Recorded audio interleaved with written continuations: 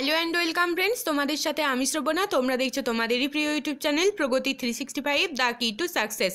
বন্ধুরা, আজকে আমরা রেলের প্রস্তুতি, যে এনটিপিসি এবং গ্রুপ ডি পরীক্ষা হতে চলেছে, সেই দুটো পরীক্ষার জন্য আজকে আমরা প্র্যাকটিস সেট 2 নিয়ে ডিসকাস করব।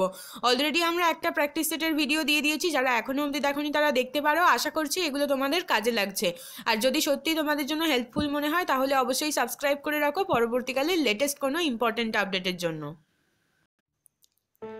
এখন থেকে তোমরা আমাকে আনএকাডেমিতেও ফলো করতে পারো। সেক্ষেত্রে তোমাদেরকে গুগলের প্লে স্টোর থেকে আনএকাডেমি লার্নিং অ্যাপ ডাউনলোড করে নিতে হবে এবং সেখানে লগ ইন করে সার্চ বাটনে শ্রবণা সাধু খান এই নামে সার্চ করে তোমরা আমাকে ফলো করতে পারো, অথবা এই ভিডিওর ডেসক্রিপশন বক্স থেকেও তোমরা ডিরেক্টলি ফলো করার জন্য লিঙ্ক পেয়ে যাবে। তোমরা অবশ্যই অ্যাপটা ডাউনলোড করে নাও এবং আমাকে ফলো করো বিভিন্ন রকমের আপকামিং এক্সামগুলোর নিয়মিত ক্লাস বিনামূল্যে পাওয়ার জন্যে।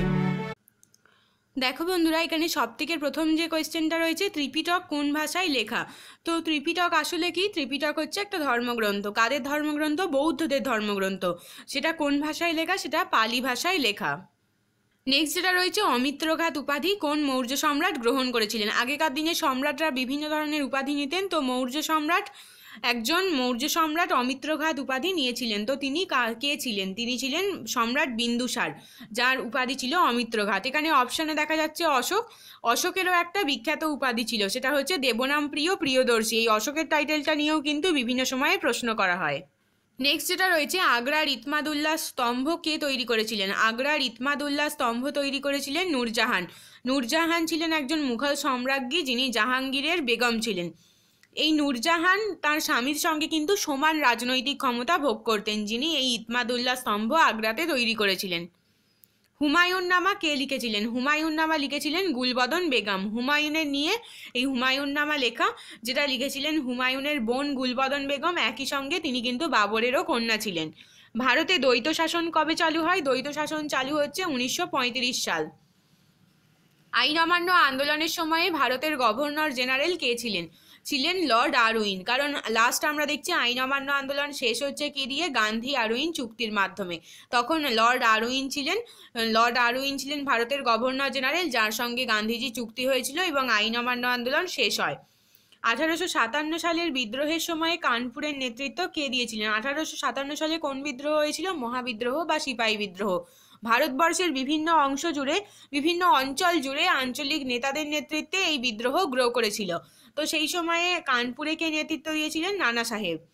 কোন গ্রহটির সূর্যের চারিদিকে আবর্তনের থেকে নিচের অক্ষের চারিদিকে আবর্তন সব থেকে বেশি? বিভিন্ন গ্রহগুলো কি করে? সূর্যের চারপাশে ঘুরতে থাকে এবং নিজের অক্ষের চারপাশেও কিন্তু একই সঙ্গে তারা ঘুরতে থাকে। পৃথিবীর যেরকম নিজের অক্ষের চারিদিকে একবার ঘুরে আসতে সময় লাগে 24 ঘন্টা, এবং সূর্যের চারিদিকে একবার ঘুরে আসতে কতদিন সময় লাগে? প্রায় 365 দিন। কিন্তু এমন একটা গ্রহ আছে যার সূর্যের চারিদিকে আবর্তন সে যত না করে, নিজের অক্ষের চারিদিকে আবর্তন তার থেকে বেশি করে। এরকম একটা গ্রহ হচ্ছে শুক্র গ্রহ। কোন পর্বতমালাকে এশিয়া থেকে আলাদা করেছে? ইউরোপকে এশিয়া থেকে আলাদা করেছে উরাল পর্বতমালা। 2011 সালের জনগণনা অনুযায়ী কোন রাজ্যের সর্বাধিক লিঙ্গ অনুপাত রয়েছে? কেরলে। লাস্ট 2011-তে জনগণনা বা সেন্সাস হয়েছে, সেই সময় কোন রাজ্যের সর্বাধিক লিঙ্গ অনুপাত রয়েছে প্রমাণিত হয়েছিল? কেরালাতে। নেক্সট যেটা রয়েছে, দিল্লি এবং মুম্বাইকে কোন ন্যাশনাল হাইওয়ে যুক্ত করেছে? NH8 দিল্লি এবং মুম্বাইকে যুক্ত করেছে। মধ্যপ্রদেশের সঙ্গে কটা রাজ্যের সীমানা যুক্ত রয়েছে? 5টা। ভারতের সংবিধান কত সালে কার্যকর হয়? 26শে জানুয়ারি 1950 সালে। ভারতের সংবিধান এই সময় থেকে ফোর্সে আসে। ভারতীয় সংবিধানের আর্টিকেল 1-এ ভারতকে কি নামে অভিহিত করা হয়েছে? Union of state. আর্টিকেল 1-এ কি নামে অভিহিত করা হয়েছে? কয়েকটি স্টেটের একটা ইউনিয়ন। ভারতের রাষ্ট্রপতি কিভাবে নির্বাচিত হন? ভারতের রাষ্ট্রপতি নির্বাচিত হন সংসদ এবং রাজ্য বিধানসভার উভয় ঘরানার নির্বাচিত সদস্যদের সমন্বয়ে গঠিত ভোটার কলেজ দ্বারা। রাষ্ট্রপতি নির্বাচনের জন্য একটা ইলেকটোরাল কলেজ তৈরি হয়, যেখানে কারা কারা ভোট দেয়? আমাদের সংসদ রয়েছে, সংসদের লোকসভা এবং রাজ্যসভা রয়েছে, এরা কিছু কিছু আনুপাতিক হারে ভোট দেয়, এবং তার সঙ্গে সঙ্গে আমাদের 29টা অঙ্গরাজ্য রয়েছে। সেই অঙ্গরাজ্যগুলোর যে আইনসভা রয়েছে তার যে নিম্নকক্ষ বিধানসভা, সেই রাজ্য বিধানসভা, 29টা অঙ্গরাজ্যের বিধানসভার যে MLA-রা রয়েছে তারা কিন্তু এখানে ভোট দেন। আনুপাতিক হারে এই ইলেকটোরাল কলেজে ভোট দেন এবং তার ফলেই রাষ্ট্রপতি নির্বাচিত হয়। ভারতীয় সংসদ কি নিয়ে গঠিত?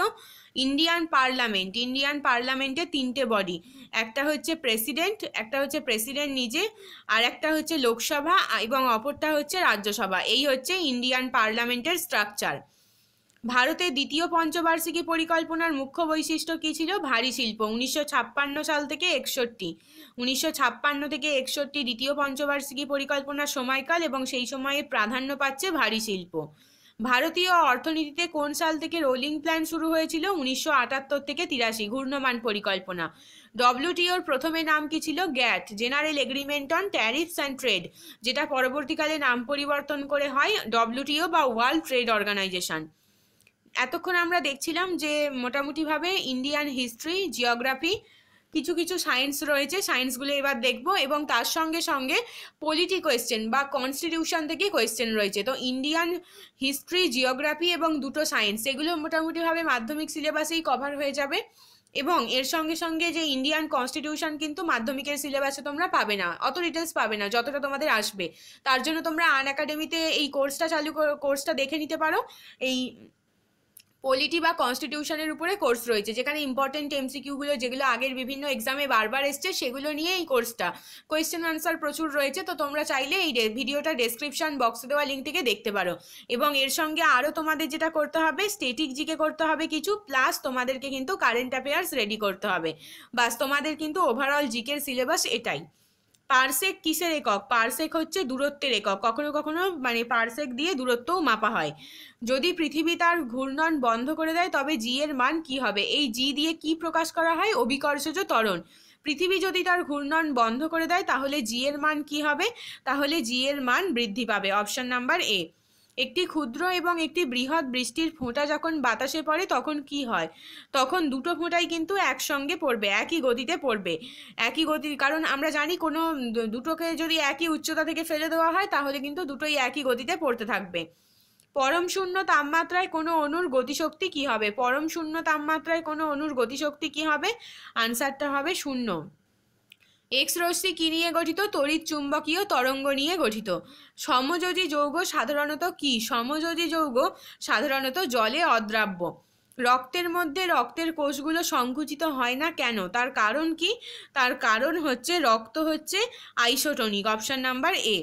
নিম্নলিখিত কোন বৈশিষ্ট্যটি যোজ্যতা পরিবর্তনের সাথে সাথে পরিবর্তিত হয়? যোজ্যতা পরিবর্তনের সাথে সাথে সমতুল্য ওজন পরিবর্তিত হয়। নিউক্লিয়াস ছাড়া কোন কোষীয় অঙ্গাণুর ডিএনএ বর্তমান থাকে? সেটা হচ্ছে মাইটোকন্ড্রিয়া। মাইটোকন্ড্রিয়ার ডিএনএ বর্তমান থাকে। নিউক্লিয়াস ছাড়া এই মাইটোকন্ড্রিয়ারই শুধুমাত্র ডিএনএ বর্তমান থাকে। ডায়ানিন কার একক প্রোটিন? ডায়ানিন কার একক প্রোটিন? আনসারটা হয়ে যাবে ফ্লাজেলা। Option number B. কোন ড্রাগটি ব্যথা উপশমে সাহায্য করে? অ্যানালজেসিক্স, যেটা ব্যথা উপশমে সাহায্য করে। নাইট্রোজেনের সংবদ্ধকরণে কোন ব্যাকটেরিয়া সাহায্য করে? অ্যাজোটোব্যাক্টর। প্রথম ভারতীয় অর্থনীতিবিদ যিনি নোবেল প্রাইজ জিতেছেন তিনি কে? তিনি ছিলেন অমর্ত্য সেন, যিনি প্রথম ভারতীয় অর্থনীতিবিদ হিসাবে নোবেল প্রাইজ জিতেছেন। পুলিৎজার প্রাইজ কোন সাল থেকে দেওয়া শুরু হয়েছিল? 1917 থেকে পুলিৎজার প্রাইজ দেওয়া শুরু হয়। এই কোয়েশ্চেনগুলো দেখো, এগুলো হচ্ছে স্ট্যাটিক জিকের আন্ডারে বা ট্র্যাডিশনাল জিকে তোমরা যাকে বলতে পারো। এর পরেরটাও তাই, দেখো বই এবং লেখক, এগুলো এই সমস্ত টপিকগুলো পড়ছে স্ট্যাটিক জিকের আন্ডারে। এ প্যাসেজ টু ইংল্যান্ড কার লেখা? নীরদ সি চৌধুরীর লেখা বই হচ্ছে এ প্যাসেজ টু ইংল্যান্ড। দেখো কোন টপিকের উপরে কোয়েশ্চেন আসছে, দেখো বই এবং লেখক হিসেবে এই টপিকটা ধরে স্ট্যাটিক জিকেতে কোয়েশ্চেন আসছে। তো তোমাকে এর উপরে রিলেটেড ইনফরমেশন কালেক্ট করতে হবে। আন্তর্জাতিক আদালতের সদর দপ্তর বা ইন্টারন্যাশনাল কোর্ট অফ জাস্টিস কোথায় রয়েছে? এটা রয়েছে হেগ শহরে। বিশ্ব পপুলেশন দিবস কবে পালিত হয়? আনসারটা হবে 11ই জুলাই, ওয়ার্ল্ড পপুলেশন ডে। তো এই ইম্পর্টেন্ট ডেগুলো সারা বছর ধরে ছড়িয়ে রয়েছে, এইগুলোও কিন্তু তোমাকে দেখে রাখতে হবে যে কোনটা কোন দিবস, সেইগুলো কিন্তু এক্সামে আস্ক করা হয়। ফিনা শব্দটা কোন খেলার সঙ্গে যুক্ত? Water polo. কোন সাল থেকে Wimbledon grand slam tennis tournament চালু হয়েছিল? আনসারটা হবে 1877। Option number B. নেক্সট দেখো 2018 সালের জাতীয় হ্যান্ডলুম এক্সপো কোন রাজ্যে অনুষ্ঠিত হয়েছে। যে যারা সমস্ত পরীক্ষাগুলো দিতে যাচ্ছ তাদেরকে কিন্তু জানিয়ে রাখি যে এখন কারেন্ট অ্যাফেয়ার্স বিভিন্ন এক্সামেরই একটা গুরুত্বপূর্ণ টপিক। এবার কোনো কোনো এক্সামে এরকম হয় যে 5-6টা দিল, আবার কোনো কোনো এক্সামে একটাও আসলো না, কোনো কোনো এক্সামে হয়তো 10-12টা দিয়ে দিল। রেলের এক্সামগুলোতে তো 10-12টা দিয়ে দিচ্ছে। তো এটা কিন্তু মানে এক্সাম থেকে এক্সাম ভ্যারি করবে, এটা নিয়ে কিছু বলার নেই, কিন্তু তোমাদেরকে রেডি করতে হবে যেহেতু সিলেবাসের মধ্যে এটা ইনক্লুডিং।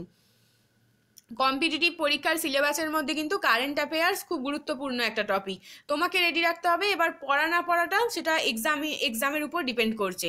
2018 সালের জাতীয় হ্যান্ডলুম এক্সপো কোন রাজ্যে অনুষ্ঠিত হয়েছে? আনসারটা হয়ে যাবে তোমার অপশন নাম্বার বি, আসাম। আসামে অনুষ্ঠিত হয়েছে। 2018 সালের 21তম কমনওয়েলথ গেমসে সেভ ডে মিশন হিসাবে কে নিযুক্ত হয়েছেন? এখানে আনসার হবে যেটা option number C, Vikram Singh Sisodia. Next যেটা রয়েছে, বিশ্বের প্রথম কোন দেশে বিজ্ঞানীরা হনুমানের ক্লোন তৈরি করে? হনুমানের ক্লোন প্রথম তৈরি করেছে চীন। 2018 সালের মহিলা বিশ্বকাপ T20 কোন দেশে অনুষ্ঠিত হলো?